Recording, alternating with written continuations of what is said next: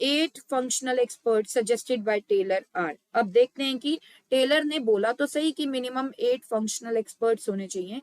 अब ये एक्सपर्ट्स किस टाइप के होने चाहिए, इनकी स्पेशलाइजेशन क्या होनी चाहिए, इनका रोल क्या होना चाहिए, तो आइए देखते हैं बेटा। सबसे पहले बात करेंगे प्लानिंग डिपार्टमेंट में। प्लानिंग डिपार्टमेंट की अगर बात करें तो टेलर ने बोला कि इसमें 4 कम से कम एक्सपर्ट्स होने चाहिए। पहला होना चाहिए routine clerk, sorry root clerk. पहला क्या होना चाहिए, रूट क्लर्क। रूट क्लर्क बेटा ये एक्सपर्ट को फोरमैन भी बोल रहे हैं, क्या बोल रहे हैं, फोरमैन, राइट। फोरमैन बोल लो, एक्सपर्ट बोल लो, ठीक है। सो रूट क्लर्क की बात करते हैं बेटा। रूट का मतलब क्या होता है, एक रास्ता बताना, है ना। तो ये बताएगा अपने वर्कर्स को कि उन्हें क्या क्या स्टेप्स को फॉलो करना है, सीक्वेंस ऑफ स्टेप्स क्या फॉलो करने हैं, जिससे कि वो एक पर्टिकुलर जॉब को क्या कर पाएंगे, परफॉर्म कर पाएंगे, ठीक है। So this foreman is responsible to fix up the sequence of steps for performing mechanical और मैनुअल जॉब्स। मैकेनिकल जॉब्स कौन सी होती है बेटा, जो मशीन से की जाती है। मैनुअल जॉब कौन सी होती है, जो हैंडमेड की जाती है, हाथों से की जाती है, ठीक है, without using machines. So root clerk का काम यही है कि वो अपने वर्कर्स को क्या करेगा, बताएगा कि ये वाला स्टेप करना है, उसके बाद ये स्टेप करना है, उसके बाद ये स्टेप करना है, तो आप ये अपनी पर्टिकुलर वर्क को क्या कर पाओगे, कंप्लीट कर पाओगे। This is the responsibility of the root clerk. Next बात करें instruction card clerk.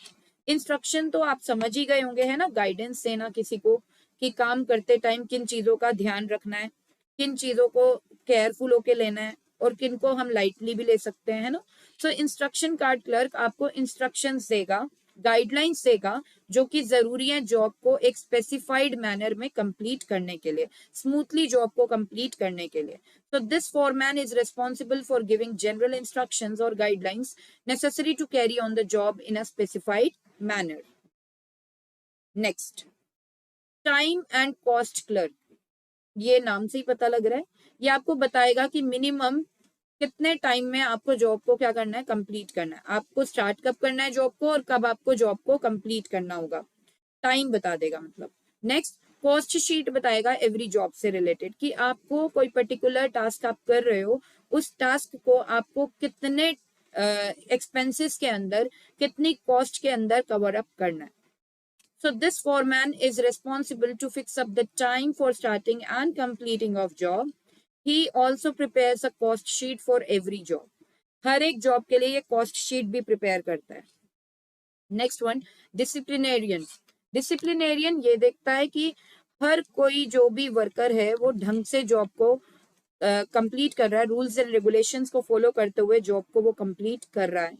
So this foreman is responsible for performance of job in orderly and systematic way. अच्छे से एक प्रॉपर अरेंजमेंट के साथ जॉब को कंप्लीट किया जा रहा है। तो आई होप गाइज आपको समझ में आया होगा। एक बार मैं दोबारा से रिकॉल करवा देती हूँ। यहाँ जो है कि फंक्शनल फॉरमैनशिप में टेलर ने ये जो टेक्निक दी है, इसमें टेलर ने इंसिस्ट किया कि फैक्ट्री की एक्टिविटीज को दो डिपार्टमेंट्स में डिवाइड कर दिया जाए, एक प्लानिंग और एक प्रोडक्शन डिपार्टमेंट। प्लानिंग डिपार्टमेंट में कम से कम 4 एक्सपर्ट्स हो और प्रोडक्शन डिपार्टमेंट में भी 4 एक्सपर्ट्स हो। प्लानिंग डिपार्टमेंट में एक होगा रूट क्लर्क। रूट क्लर्क क्या बताएगा, रूट क्लर्क आपको राह बताता है, आपको ये बताता है कि कौन कौन से स्टेप्स आपको फॉलो करने हैं टू कंप्लीट एनी वर्क, ठीक है। और दूसरा instruction card clerk. Instruction card clerk आपको इंस्ट्रक्शंस देगा कि काम को कंप्लीट करते टाइम किन चीजों का ध्यान रखना है कि काम अच्छे से कंप्लीट हो। Third one, time and cost clerk. Time and cost clerk आपको ये बताएगा कि आपको जो जो जॉब आप कर रहे हो, आपको वो कितने पर्टिकुलर एक्सपेंस में कंप्लीट करना है और कितने टाइम में आपको उसे कंप्लीट कर देना है। मतलब ये जो होता है टाइम एंड कॉस्ट क्लर्क, ये रेस्पॉन्सिबल है effectiveness and efficiency of task के लिए। Next one, disciplinarian. डिसिप्लिनेरियन ये देखता है कि हर वर्कर काम को कमिटमेंट के साथ कंप्लीट कर रहा है, प्रॉपर डेडिकेशन के साथ कंप्लीट कर रहा है या नहीं, ऑर्डरली एंड सिस्टमैटिक वे में कंप्लीट कर पा रहा है या नहीं कर पा रहा है। तो आइए बेटा, this was all about planning department. Now we are moving on to production department और you can say operational department. 4 foreman under operational department. अब कम से कम 4 फोरमैन कहाँ पे होने चाहिए, ऑपरेशनल डिपार्टमेंट में होने चाहिए। तो अब देखते हैं क्या क्या होना चाहिए ऑपरेशनल डिपार्टमेंट में। A gang boss. Gang boss का क्या काम है? गैंग बॉस का काम है कि जो भी machines, tools and other resources required है जॉब को परफॉर्म करने के लिए, वो सारी चीजें प्रॉपरली अरेंज करके रखी जाए, जिससे कि कोई काम रुके नहीं। ठीक है, एज वी नो दैट कोई भी काम हमें करना है, हमें रिसोर्सेज तो चाहिए ही चाहिए, बिना रिसोर्सेज के तो कोई काम होता ही नहीं है ना बेटा। आपको एक प्रोजेक्ट फाइल भी बनानी है, then also you require the resources, pencil, sketch pens, eraser, sharpener, file pages and many more items you require, right. So कोई भी काम आपको कंप्लीट करना है तो आपको क्या चाहिए होता है बेटा? रिसोर्सेज चाहिए होते हैं। तो गैंग बॉस का भी यही काम होता है फैक्ट्री में, कि जैसे कि वर्कर्स को मशीन्स भी चाहिए, टूल्स भी चाहिए, और जो बाकी के रिसोर्सेज चाहिए उनको प्रॉपरली अरेंज करके रखना, जिससे कि कोई भी काम रुके नहीं, हर काम अच्छे से हो जाए। So he arranges all the machines, tools and other resources required for performance of the job so that there is no delay. जिससे कि काम टाइम पर कंप्लीट हो जाए। जब सारे के सारे रिसोर्सेज अवेलेबल होंगे तो काम क्या होगा? टाइम पर कंप्लीट होगा, राइट। सो इस चीज का ध्यान कौन रखता है? Gang boss. Next is speed boss. नाम से ही पता लग रहा होगा, ये इंश्योर करता है कि काम जिस तरीके से चल रहा है क्या वो टाइम पर कंप्लीट हो पाएगा या नहीं हो पाएगा। अगर लगता है स्पीड बॉस को कि टाइम पर काम कंप्लीट नहीं हो पाएगा, काम बहुत स्लोली चल रहा है, तो ये अपनी इंस्ट्रक्शन देगा, ठीक है, और कुछ चेंजेस लाएगा एम्प्लॉय के वर्क करने के तरीके में, जिससे कि टाइम पर काम क्या हो जाए? कंप्लीट हो जाए। So this foreman assures timely completion of job. ये मतलब इफेक्टिवनेस पे ध्यान देता है कि कोई भी जॉब है वो टाइम पर कंप्लीट हो जानी चाहिए।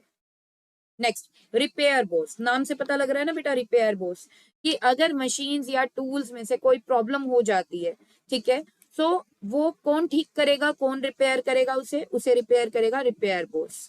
तो this boss insures that machines and tools are kept in working conditions. इसकी रिस्पॉन्सिबिलिटी ये है, ये देखना कि जितनी भी मशीन्स हैं या टूल्स हैं वो सारी की सारी वर्किंग कंडीशंस में है, ठीक है, कोई भी मशीन या टूल खराब नहीं है, जिससे कि एम्प्लॉय का कोई काम रुके, प्रोडक्शन इजीली होती रहेगी। क्योंकि ये क्या इंश्योर करता है कि all the machines and tools are in properly working condition. Inspector, inspector का काम होता है क्वालिटी चेक करना। क्वालिटी, जो आउटपुट प्रोड्यूस हुआ है, जो गुड प्रोड्यूस हुआ है, उसकी क्वालिटी चेक करना कि क्वालिटी एज पर जो स्टैंडर्ड हमारी फैक्ट्री में सेट हुआ है कि क्वालिटी एक प्रोडक्ट की ऐसी होनी चाहिए, क्या वही क्वालिटी आ रही है या कोई क्वालिटी में कुछ प्रॉब्लम आ रही है। तो अगर प्रॉब्लम आ रही है तो उस पर एक्शन लिया जाए, ठीक है, और प्रॉपर क्वालिटी को इंश्योर किया जाए, ठीक है। तो ये यहाँ पे एश्योरिटी की जाती है। तो इंस्पेक्टर का काम है क्वालिटी पे ध्यान देना कि जो भी गुड्स की प्रोडक्शन हो रही है वो प्रॉपर क्वालिटी है या नहीं है। Okay, this boss keeps a check on quality control of the output. Taylor emphasized that when every foreman instructs and orders, the workers efficiency will improve. तो इससे क्या होगा? वर्कर्स की एफिशिएंसी भी क्या हो जाएगी? इम्प्रूव होगी। इंस्पेक्टर का तो टाइम मतलब टेलर ने ये बोला कि हर एक फोरमैन अपनी अपनी फील्ड में क्योंकि एक्सपर्ट है, और हर एक फोरमैन जब अच्छे से वर्कर्स को देखेगा तो डेफिनेटली वर्कर्स की इफेक्टिवनेस एंड एफिशिएंसी भी क्या हो जाएगी? इम्प्रूव हो जाएगी।